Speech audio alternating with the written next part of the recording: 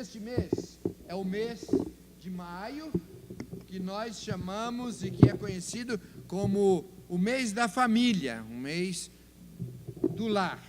E nós aproveitamos todos os anos para, nessa ocasião, ministrar sobre a família. E é um ensino muito importante, muito importante. É interessante que o Papa João Paulo II, ele dizia que a família é o patrimônio da humanidade. Então nós vamos trabalhar nesse sentido. Eu quero ler com os irmãos Mateus capítulo 7, que fala sobre a edificação de uma casa, num solo bom ou num solo ruim e as suas consequências. Mateus 7, 24 a 27 diz assim: todo aquele, pois, que ouve estas minhas palavras e as pratica, será comparado a um homem prudente que edificou a sua casa sobre a rocha.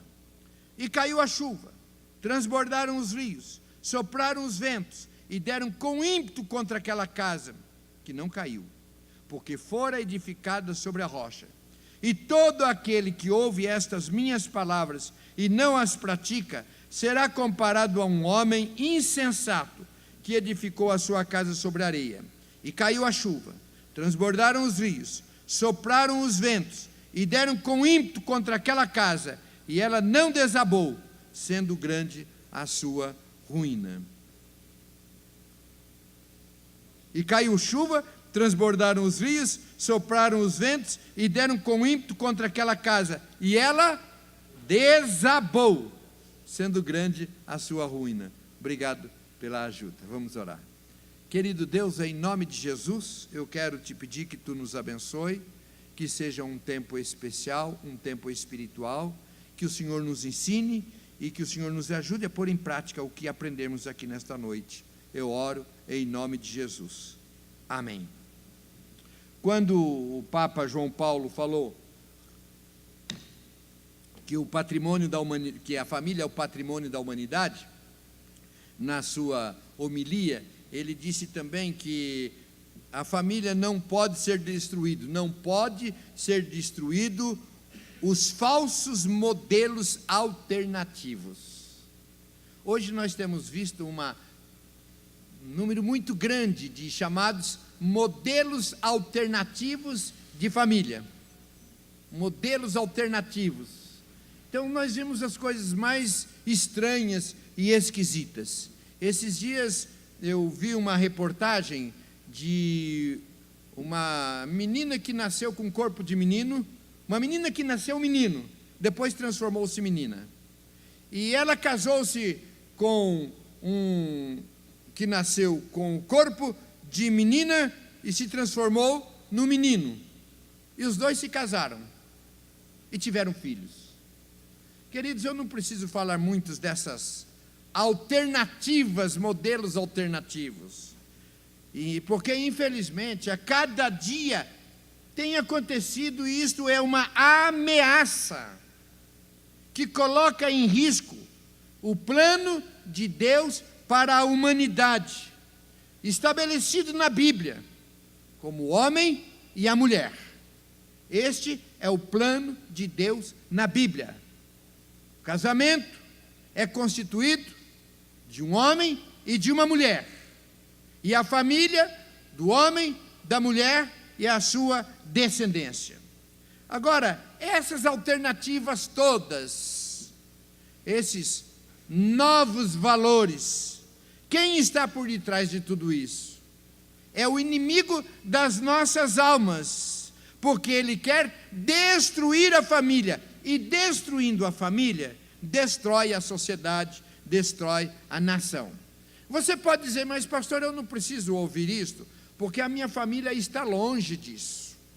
Queridos, nós precisamos cuidar, porque isto vai entrando, vai se tornando comum, vai se tornando normal. E diga-se de passagem, quem não tem hoje na sua própria família, primos, parentes, uma família de um casal divorciado, ou não tem um gay, ou uma lésbica, ou aí para frente. Então, queridos, nós temos que ouvir a velha palavra, o ensino, para que nós nos cuidemos, porque ninguém está isento se não for pela graça e pelo poder de Jesus. Então, a família, ela sempre foi atacada, porém hoje tem um elemento mais forte, um elemento mais poderoso atacando a família, que chama-se mídia. A mídia é poderosíssima neste sentido, e o que nós vemos na mídia é constantemente batalhando, trabalhando contra a instituição sagrada chamada família. Mostra como bonito, como que vai tudo bem, como tudo legal, mas a gente sabe que está fora dos princípios e fora dos princípios de Deus. Deus pode até abençoar pela sua misericórdia, mas não tem compromisso de abençoar. E hoje, queridos, nós vamos iniciar uma série de mensagens que é família edificando para não cair. Durante todo este mês de maio, nós teremos esse tema da nossa série, família edificando para não cair. Hoje, entretanto, nós estudaremos o alicerce e 2 colunas que sustentam a família. No decorrer do mês veremos outras colunas, mas hoje nós queremos ficar apenas nesses 3 tópicos, o alicerce e 2 colunas. A família começa a partir do casamento, e o casamento começa a partir de um namoro. Então, o primeiro tópico nosso é sobre o alicerce, antes da família, que é o namoro. Um casamento ruim, normalmente, é fruto de um namoro complicado. Eu trabalho com famílias há 40 e tantos anos, e isto, queridos, é muito claro nesse sentido. Um namoro que começa complicado e se torna num casamento, tem grandes possibilidades desse casamento não dar certo. Às vezes tem-se a falsa ilusão, não, depois que casar melhora. Não conte com isso, não conte com isso. E eu gostaria de trabalhar com os irmãos 3 aspectos importantes a serem observados no namoro. Você poderia dizer o seguinte: pastor, os adultos e casados, podemos sair? O senhor fala para os jovens, depois a gente volta. Não, eu quero falar sim para os jovens, mas eu quero falar também para os adultos pais, para que os pais saibam, aprendam e ensinem os seus filhos. Os pais têm responsabilidade no namoro dos filhos. Então, o primeiro aspecto que eu quero ver, o namoro deve começar ouvindo a Deus.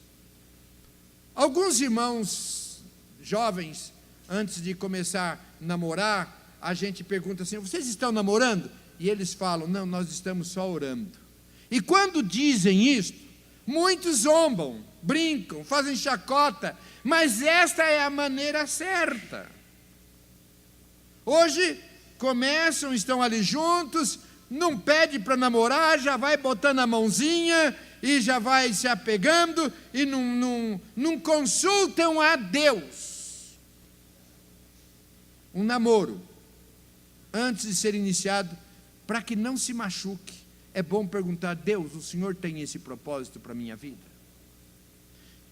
Quando eu estava preparando aqui, eu me lembrei, quando eu estava no seminário. O seminário tinha um púlpito, mais ou menos parecido com o púlpito daqui do seminário presbiteriano. Era um púlpito grande de madeira. E quantas vezes eu fui lá na capela, fora do horário de culto, eu me ajoelhava atrás do púlpito, ficava escondidinho para ninguém me ver, e pedindo para que Deus preparasse para mim uma namorada, uma noiva, uma esposa. E, queridos, deu certo. São 42 anos de bênção. Então, queridos, a primeira coisa, para os jovens e para os pais, antes de começar a namorar, consulte a Deus.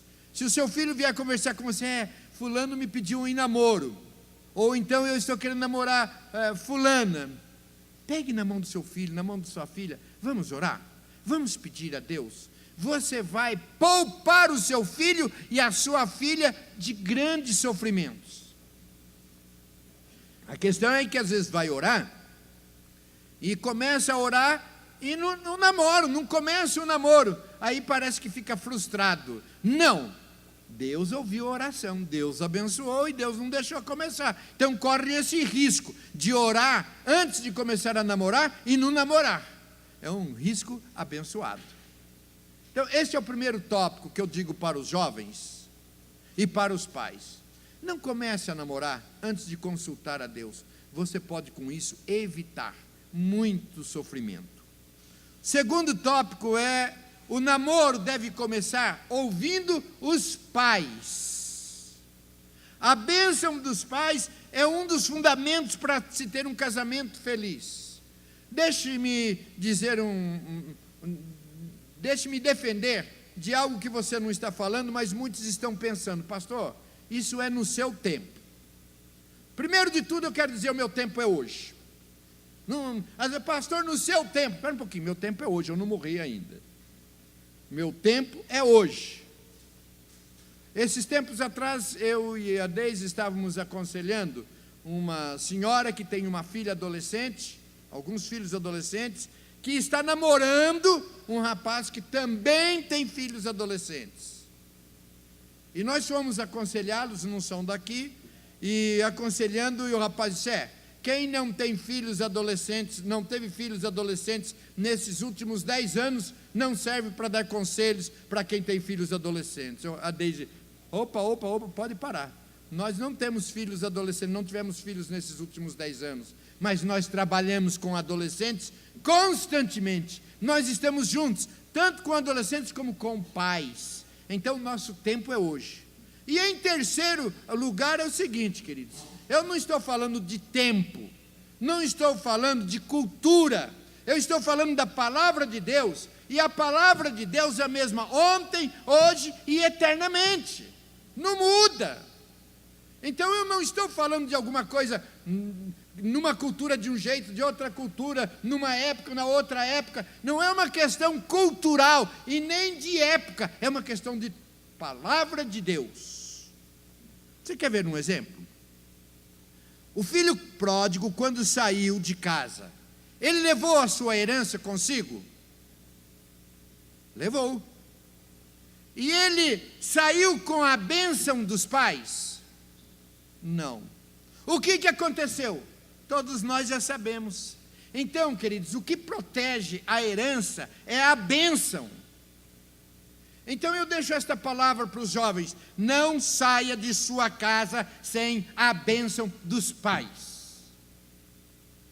Eu me lembro que quando o nosso filho mais velho foi se casar, na semana que antecedeu o casamento, nós fizemos um jantar em casa especial, só para a família, de despedida e de bênção, abençoando. Não saia de casa sem a bênção dos pais. Aliás, não saia de lugar nenhum sem bênção. Deixe-me fazer um parêntese. Não saia do seu trabalho brigado. Não saia em desavença. O mundo é redondo, dá muita volta, e você não sabe do futuro.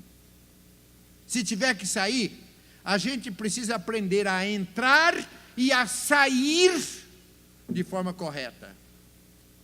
Não saia da igreja sem a bênção da igreja. Eu tenho visto muito isso acontecer.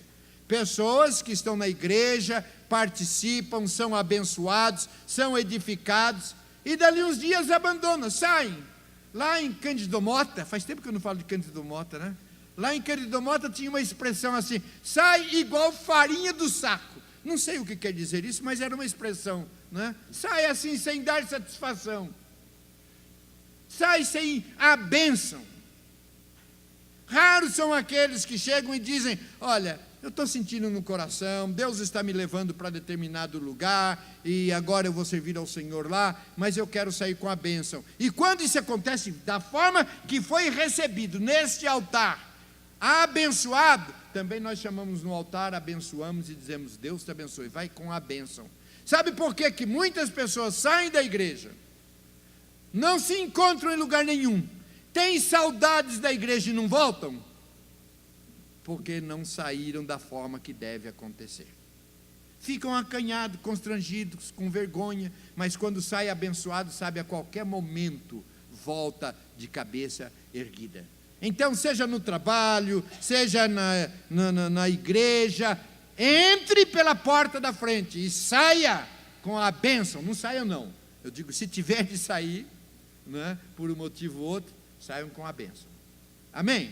Muito bem, nós vemos na Bíblia vários exemplos abençoados. Um romance que eu acho muito bonito é quando Isaac, ele resolve se casar, está lá em Gênesis 24, e então ele decide que deveria se casar. Lá no versículo 37 diz que não era para ele se casar com as mulheres ali dos cananeus, mas tinha de casar-se com alguém que fosse também do Senhor, né, no versículo 37, e aqui eu não vou entrar, mas aqui fala sobre a questão do casamento misto, ou seja, casamento de um cristão com um não cristão. É algo complicado também, e a Bíblia diz que o casamento deve ser no Senhor. Mas se eu for entrar em cada tópico, eu não termino a palavra hoje. Mas é interessante que quando ele chega, ele se apresenta ali para os pais, e chega e a família fala o seguinte: vem cá, entra, vamos tomar a refeição. E ele diz o seguinte: não, eu não vou tomar refeição, não vou fazer nada, não vou comer, versículo 33, enquanto eu não expuser o propósito a que vem. E naquele momento ele faz o pedido de casamento para os pais de Rebeca. Então nós vemos aqui, queridos, essa questão do pedido de casamento para os pais. Pastor, isso é do seu tempo. Meu tempo é hoje. Meu tempo é hoje. E isso a gente vê muito acontecendo na Bíblia. A questão dos filhos obedecer aos vossos pais. Efésios 6:1 diz: filhos, obedecei a vossos pais no Senhor, pois isto é justo. Honra o teu pai e tua mãe, que é o primeiro mandamento com promessa, para que te vá bem e sejas de longa vida sobre a terra. Na outra tradução diz: honra o teu pai e tua mãe, obedeçam em tudo. Em tudo. Eu tenho hoje muita dificuldade de fazer um casamento onde os pais não abençoam aquela união. Eu já fiz alguns e não deram certo. Por isso hoje, quando eu vou fazer um casamento, trago o casal ali na frente, e na hora da bênção eu peço para que os pais venham e imponham as mãos comigo, abençoando aquele casal. O caminho da obediência é o caminho da bênção. Sem obediência, Deus não tem compromisso de obedecer. Portanto, nesse tópico aqui, Deus não tem compromisso de abençoar, se não estiver dentro dos propósitos dele. Muito bem, queridos, o caminho da obediência é o caminho da bênção. Então, neste tópico, jovens, antes de começar a namorar, você quer ser abençoado? Fale com o papai e com a mamãe, seu rapaz, e depois com o pai dela também. Peçam a bênção do Senhor, peçam a bênção dos pais. É a maneira que nós aprendemos. Aí, queridos, este é o alicerce. Nós teríamos muito para falar, mas eu quero trabalhar com os irmãos também sobre duas colunas que sustentam a família. A primeira coluna é o casamento. Casamento é o eixo central. Quando o casamento vai bem, os filhos tendem a irem bem.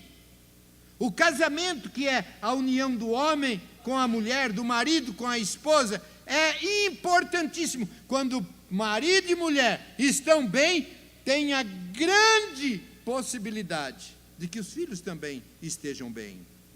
Agora, o objetivo de Satanás é tirar o casamento da família, formar famílias sem casamento. E quando se tira o casamento da família, tira o eixo, tira a aliança, tira o pacto divino. Casamento é uma instituição divina. Falar em casamento é falar de pacto, de cumplicidade, de compromisso, de aliança. Se eu falei de alguns aspectos importantes no alicerce, que é o namoro, eu quero falar de alguns aspectos importantes também no casamento. Primeiro, eu volto para a questão da bênção dos pais, que está lá em Gênesis 24, quando Isaac chega e pede para Labão e Betuel para casar-se com Rebeca. Está agora Gênesis 24, versículo 50. Aí no 51 diz assim: eis aí Rebeca na tua presença, toma e vai-te, e seja mulher do filho do teu Senhor, segundo a palavra do Senhor. O que aconteceu? Os pais consentiram. E no versículo 60 diz assim: e abençoaram a Rebeca. Então, jovens, olhem para mim, não abram mão da bênção de seus pais. Isto é bíblico. Não abram mão da bênção de seus pais. Eu tenho visto muitas coisas acontecerem. Resolve lá, um moço e uma moça resolvem, vão lá e se casam e cadê a bênção dos pais? Isto é importante. Esses dias, 2 jovenzinhos daqui da Shalom, eu vi pelo Face, eles ficaram noivos. Ah, não deu outro. Eu me preparei para falar, e os pais, onde que entram nisso? Mas daí, deixa eu salvaguardar aqui, porque a mãe ligou para mim toda feliz. Eu falei: você estava sabendo? Sim, ele veio falar comigo. E os pais dela? Sim, eles foram falar com os pais dela também. Falei: amém, então tá bom, tudo certinho, graças a Deus. Eu estava apreensivo com isso. Por quê? Porque a bênção dos pais é muito importante. Não abro mão da bênção dos pais. Segundo lugar, queridos, se vocês não concordarem comigo, não briguem comigo, tá? Eu só estou lendo a palavra. A bênção do Estado. Por que casamento civil? Papel não vale nada, papel não é importante. Para que serve o papel? Tá bom, legal. Então faz o seguinte: quando você comprar uma casa, não passe a escritura. Para que vale papel? Papel não vale nada. Não lavre a escritura, não precisa. Quando você comprar um carro, não faça o documento do carro em seu nome, não. Para que? Papel não vale nada. É diferente, pastor. Claro que é diferente, muito diferente, porque o casamento tem muito mais valor do que uma casa, do que um carro. Muito mais valor.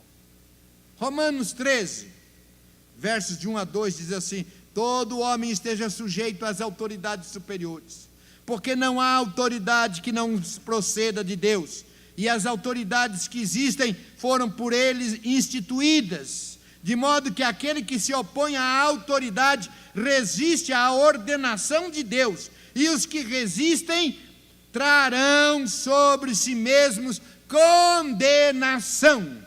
Não é que Deus condena, traz condenação quando não se obedece às autoridades constituídas. Então, não casar-se no civil significa não submeter-se à lei de autoridade do país, significa rebelar-se contra um princípio de autoridade. Eu não preciso de autoridade sobre mim, e nós estamos sob autoridade.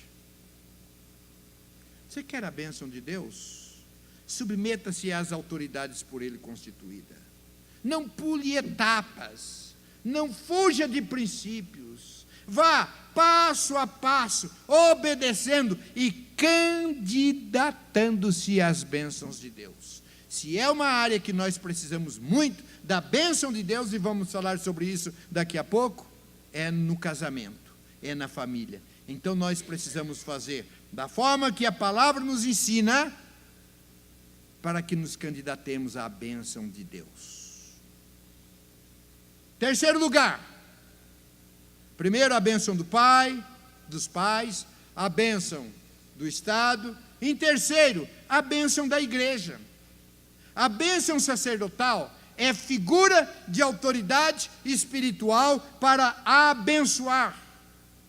Você pode dizer, e muitos têm dito, mas pastor, fica muito caro casar hoje. As pessoas confundem bênção com festa. E às vezes preferem a festa do que a bênção. Quem disse que precisa de festa? Quem disse que precisa? Se puder dar uma festa, dê uma festa de arromba e me chame. Mas se não puder, não perca a bênção. Chame o pastor, lá com os pais, numa cerimônia em casa, de uma maneira simples. Faça o que puder, o que estiver à sua alcance financeira, mas não deixe de pedir a bênção de Deus, a bênção da igreja sobre a família, sobre o casamento. Muitos, por causa de não poder dar festa, têm perdido a bênção. Abram mão da festa, mas não abram mão da bênção. Queridos, eu estou ensinando. Vocês podem concordar ou não, mas se eu não ensinar, Deus vai cobrar de mim. Esta é uma palavra para quem quer ter uma família e um casamento abençoado. A segunda coluna para sustentar. Então, a primeira, nós colocamos em 3 etapas. A bênção dos pais, a bênção da autoridade civil e a bênção da igreja. A segunda coluna, queridos, e esta é a última por hoje, quase que eu escuto um amém. A última coluna hoje é a presença de Deus no casamento. Olha aqui para mim. Deus tem bênção para nos dar. Mas assim como nós ganhamos, podemos perder ou sermos roubados se não tivermos cuidado e atenção. Deus tem bênção, mas se não cuidar, podemos perder a bênção ou Satanás pode roubá-la. João 10:10 diz assim: o ladrão não vem senão para roubar e matar e a destruir. Eu vim para que tenham vida e a tenham em abundância. Cristo quer dar vida, mas o ladrão está querendo matar, roubar e destruir. E como tem matado e destruído famílias? As famílias sofrem terríveis ataques do inimigo e muitas delas, infelizmente, têm caído. Muitas não têm resistido. Então eu quero também trabalhar 3 aspectos importantes a serem observados para cultivar a presença de Deus na família. Primeiro, convide Jesus para entrar na sua casa. Às vezes em alguma cerimônia, todo bonita, cheio de flores, música, todo bem arrumadinho, eu termino dizendo, olha, cuidado para não esquecerem Deus aqui no altar. Porque faz às vezes da cerimônia todo bonita, todo ali, e até chama-se o sacerdote, o pastor, e fala, e depois que sai, esquece Deus no altar. Não esqueça Deus no altar. Não se pode ter uma família feliz se Cristo não for o centro dela. Estar presente naquela família. Antigamente a gente cantava um hino assim: vem visita a tua igreja. Não está correto. Não é a visita de Deus que nós queremos a presença. Da mesma forma no lar, eu não quero a visita de Deus na minha casa. Eu quero a presença constante de Deus na minha casa. Apenas um exemplo bíblico. Está em Lucas 19. Registra algo maravilhoso. Jesus estava passando. Zaqueu sobe numa árvore para ver Jesus. E Jesus chega debaixo daquela árvore e diz: Zaqueu, desce depressa, porque hoje me convém cear em sua casa. E Zaqueu desceu depressa e recebeu Jesus com alegria. Jesus foi na casa de Zaqueu. E depois que ele estava na casa de Zaqueu, o versículo 9 termina dizendo: hoje houve salvação nesta casa. Zaqueu tomou uma decisão, a decisão mais correta da sua vida. Agora preste atenção numa coisa: não foi Zaqueu que chamou Jesus para ir para a casa dele, foi Jesus que se apresentou e disse: eu quero ir na sua casa. E Zaqueu abriu a porta da sua casa. Ele podia dar um monte de desculpas: Senhor, não vai dar, eu não avisei a minha esposa, Senhor, eu não arrumei, minha casa está uma bagunça, não dá para o Senhor ir lá hoje. Senhor, não dá porque eu vim aqui rapidinho para te ver, mas eu estou cheio de compromisso. Mas Zaqueu, mais do que depressa, desceu e falou: vamos para casa. E quando Zaqueu leva Jesus para a sua casa, entra a salvação. Jesus está querendo entrar na casa de cada um. Em Apocalipse 3:20 diz assim: eis que eu estou à porta e bato. Se alguém ouvir a minha voz e abrir a porta, entrarei em sua casa e cearei com ele e ele comigo. Jesus quer entrar na nossa casa. E a família que abre a porta para ele, como fez Zaqueu, experimentará uma mudança que será benéfica para todos. Todos ali foram beneficiados com a presença de Jesus na casa de Zaqueu. Devemos aprender isso também. Jesus está querendo entrar na nossa casa. Você pode dar uma série de desculpas. Não tem tempo, não dá tempo, a casa é pequena, a casa está desarrumada, não avisou a esposa. Dê a desculpa que você quiser e vai perder a grande bênção de receber Jesus.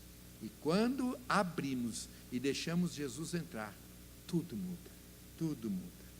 E ainda dentro desse aspecto, queridos, nós precisamos aprender a consagrar os nossos filhos ao Senhor, mesmo antes deles nascerem. Mesmo antes deles nascerem. Eu já disse para vocês, quando a Deise estava esperando os meninos, não tinha ultrassom naquela época, então a gente não sabia se era um menino ou menina. Então a gente já orava, Senhor, e ficava alisando aquela barriga, né?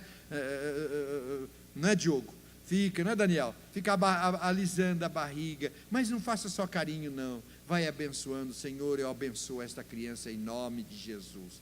Como não tinha ultrassom, a gente não sabia se era um menino ou menina. Senhor, abençoa essa criança. Se for um menino, desde já prepara aquela que venha a ser esposa. Se for menina, que tu prepares aquele que venha a ser marido. E até hoje, nenhum dos nossos filhos saem de casa sem que a gente diga: Deus te abençoe. E as netinhas não saem de casa assim também: Deus não abençoe. E é interessante que vão aprendendo.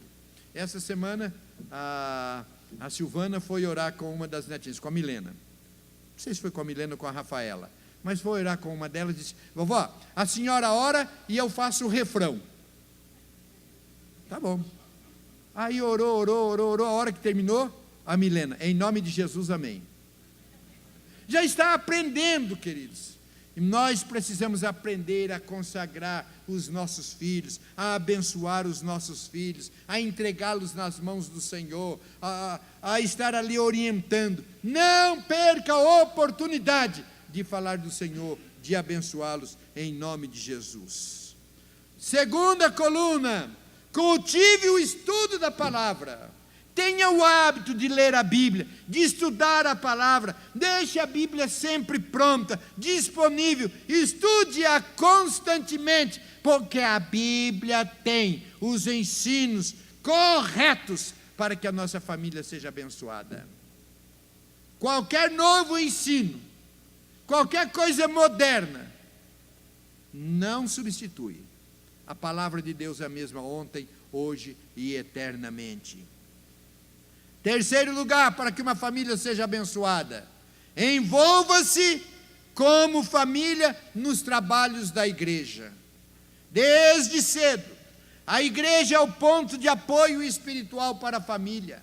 Não meça sacrifícios de estar nos trabalhos do Senhor. de levar os seus filhos, de ensinar os seus filhos, de encaminhar os seus filhos nos caminhos do Senhor e na igreja do Senhor.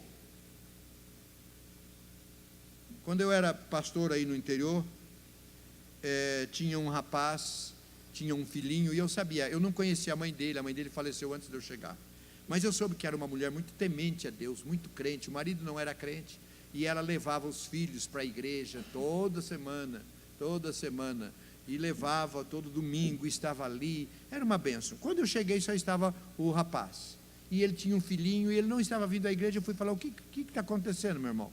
Disse: pastor, meu filho dá muito trabalho na igreja, ele corre muito dentro da igreja.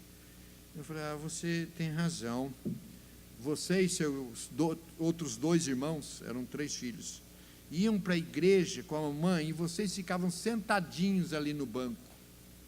Nada, pastor, nós éramos complicados, nós éramos trabalhosos. Eu falei: você tem razão, por causa disso a sua mãe deixou de ir à igreja, também não levou. Nada disso, pastor, enquanto minha mãe era viva, minha mãe sempre nos levou. Eu falei: pois é, então você não entendeu nada do que sua mãe te ensinou. Agora eu digo o seguinte: se os seus filhos não correrem aqui na igreja, você vai correr atrás deles lá no mundo, quando eles crescerem. Então, queridos, é isto, sabe? Envolva-se, traga, as crianças vão tendo amor, vão tendo paixão por Jesus, vão tendo paixão para com a igreja. Envolva-se. A igreja é um canal para o Senhor trazer restauração para a família. E hoje, mais do que nunca, nós devemos integrar as nossas famílias na igreja, porque se tem dificuldades, se tem problemas, ainda é o melhor lugar do mundo para educar os nossos filhos, e o lugar melhor do mundo para que nós convivamos. Apesar de mim, apesar de você, ainda é o melhor lugar. Então, querido, se você quer ter uma família abençoada, sabe, não meça esforços. Eu vejo às vezes, Ministério da Criança, os pais vêm trazer ali, num sábado que está cansado, vêm trazer para o ensaio, está ali. Eu fico com dó, mas eu digo: glória a Deus, é um investimento. Os adolescentes, hoje não dá para os adolescentes saírem sozinhos de casa, os pais que vão lá, levam, ficam esperando, ou então volta, busca. E às vezes eu vejo que termina o trabalho dos adolescentes, quem sabe os pais já estejam de pijama, de chinelo: pai, vem me buscar, e o pai vai buscar. Isto, queridos, que vocês estão fazendo é o maior investimento na vida de seus filhos. Então, queridos, não meçam sacrifícios, não meçam, integre-se. Qual é o seu compromisso com a igreja de Jesus? Qual o seu envolvimento? Nós temos uma família que tem se envolvido bastante, perdeu o emprego, e nesse tempo que não está trabalhando fora, tem feito vários serviços aqui para a igreja, e de quando em quando telefona, ou contando bênçãos, eu não sei de onde, mas hoje mesmo veio trazer dízimos, e eu tenho dito o seguinte: quando nós trabalhamos para Deus, Deus trabalha para nós. Quando nós trabalhamos para Deus, Deus trabalha para nós. Assim, queridos, eu queria terminar com o texto que nós começamos lendo. Onde nós estamos edificando a nossa casa? Mateus 7, de 24 a 25, diz assim: todo aquele, pois, que ouve estas minhas palavras e as pratica, todo aquele, pois, que ouve estas minhas palavras e as pratica, será comparado a um homem prudente que edificou a sua casa sobre a rocha. E caiu a chuva, e transbordaram os rios, sopraram os ventos, deram com ímpeto contra aquela casa, que não caiu, porque fora edificada sobre a rocha. Eu quero dizer para os irmãos o seguinte: que os ventos, que as chuvas, que as tempestades vêm sobre a casa de justos e de injustos, na casa de crentes e de não crentes. Não tem jeito, não tem jeito. Vem lutas, vem dificuldade, o que vai fazer com que a casa, com que a família permaneça em pé e permaneça abençoada é quando nós seguimos os princípios da palavra de Deus. Quando nós convidamos Jesus, não para ser um visitante, mas ser um membro da nossa família. Deus quer e Deus pode abençoar a sua família. Não desista da sua família, não desista. Às vezes nós vemos, cansei, deixei, larguei. Não desista da sua família, sabe por quê? Porque Deus não desiste. Deus não desiste. Eu, quando estava no início do meu ministério, meu terceiro ou quarto ano de ministério, eu fui chamado para acompanhar uma família. A filha daquele casal temente a Deus, o pai era presbítero, a mãe diaconisa, e a filha estava envolvendo-se com um senhor da igreja, um homem casado. E a família estava muito sofrida. Me chamou, eu fui conversar com a moça, fui conversar com aquele rapaz que era casado. Aliás, quando eu conversei com o rapaz que era casado, mostrei na palavra de Deus, e ele disse o seguinte: pastor, eu vou orar pedindo a vontade de Deus. Eu falei, não peça não. Para que orar pedindo a vontade de Deus? Já está revelado na Bíblia. Tem algumas coisas que a gente vai pedir para Deus mostrar a vontade dele, a vontade já está revelada na palavra. Então não precisa nem orar nesse sentido. Pula essa etapa, né? Aí eu conversei, aí eu cheguei para a mãe e falei: mãe, você se prepare, porque os dois estão muito envolvidos. E eles não vão se separar. Eles vão acabar, não estavam morando juntos ainda, vão acabar indo morar juntos. Ele vai largar da esposa, e eles vão acabar morando juntos. Você vai ter que se preparar para isso. A mulher: nunca, porque eu não gerei minha filha para o diabo ter vantagem. Eu consagrei a minha filha desde o meu ventre para o Senhor, e o diabo não vai se andar nessa vida. E ela se pôs de joelho. Graças a Deus, terminou aquele relacionamento, a moça se casou com outro, hoje ela é crente para valer, diaconisa de uma igreja, e a mãe, sempre que eu encontro, ela diz: essa minha filha só me dá alegria. Não desista do seu marido, não desista da sua esposa, não desista dos seus filhos, mas para isso, queridos, vamos edificar a nossa família sobre a rocha que é Jesus, sobre a rocha que é Jesus. Deus pode entrar na sua casa através de você, filho, através de você, pai, através de você, mãe. O Senhor entra, e quando o Senhor entra, o Senhor faz a diferença. Jesus passa por aqui, Ele está aqui, e Ele diz: eu quero ir para a sua casa com você hoje. Qual a sua resposta? Aqueles que realmente querem levar Jesus consigo para a sua casa, fique em pé. Eu quero orar por você e pela sua família.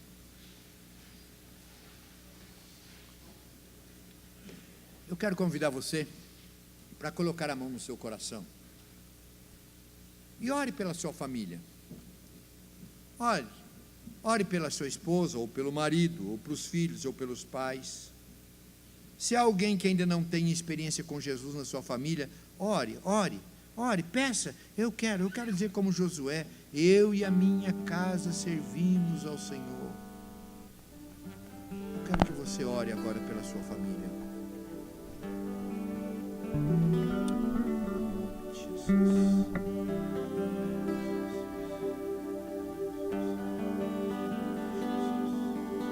Querido Deus, eu quero te pedir em nome de Jesus, que tu venhas e continue morando na minha casa, na minha família, nas casas e nas famílias dos meus irmãos.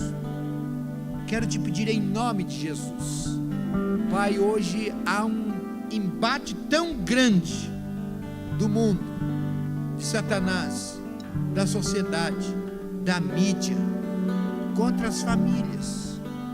Eu quero te pedir em nome de Jesus que tu sustentes a cada família aqui representada. Quero te pedir em favor das crianças, dos adolescentes, dos jovens, daqueles que são solteiros, que tu prepares para cada menino uma menina que seja do Senhor, e que Tu prepares para cada menina, um menino, um rapaz, um homem de Deus. Não deixe que a vida deles seja atrapalhada por um mau namoro, noivado e casamento. Quero te pedir em favor dos adultos, dos pais, dos avós. Pai, que o Senhor esteja abençoando cada casa, que haja da tua paz, que haja da tua alegria, que haja, Senhor, um bom testemunho deles para com os seus filhos, que haja compromisso contigo e compromisso com a tua igreja. Eu quero te pedir que no mundo tão conturbado que vivemos, estes meus irmãos e minhas irmãs sejam protegidos, abençoados, comprometidos contigo, comprometidos com a tua igreja, e sejam bênção, inspiração, em nome de Jesus.